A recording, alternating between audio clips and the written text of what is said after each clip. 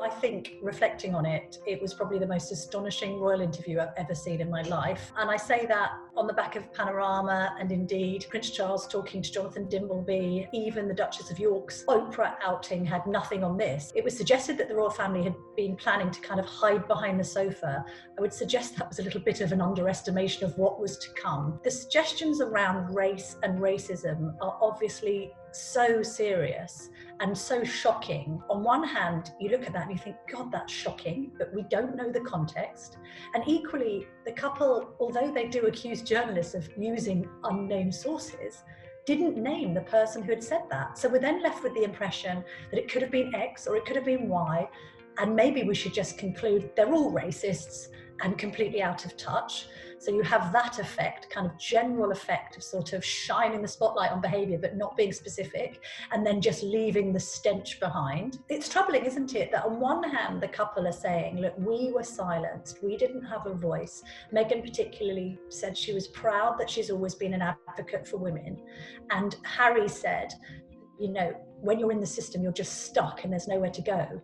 And yet they fire these salvos at the royals left behind, unable to speak for themselves.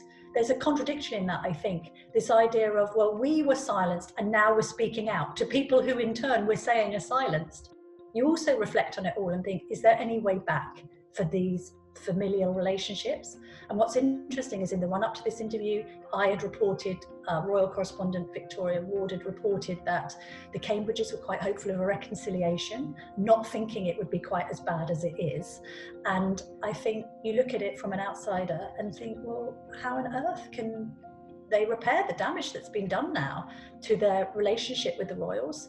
Can they come back to the UK, and how will they be received? I think there will be people who are deeply sympathetic, who acknowledge, and I think most people acknowledge, that the royal family is quite dysfunctional. You know, it's not nuclear, it's thermonuclear. We've seen that over the course of the past few decades.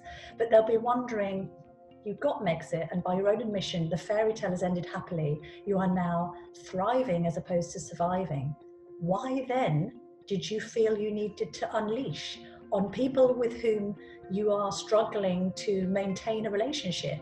We're now in a situation where Meghan is not in contact with her father or seemingly any side of that family apart from her mother Doria. And we've now got a situation where Prince Harry, as far as I can tell, is barely on speaking terms with his brother, got some serious issues to work out with his father, and is now unleashed on the royal family that he left behind. I'm struggling to wonder what it all achieves in terms of where do they go from here. I just don't know. They've offloaded now. What's that achieved apart from for them to have said stuff that can never be undone?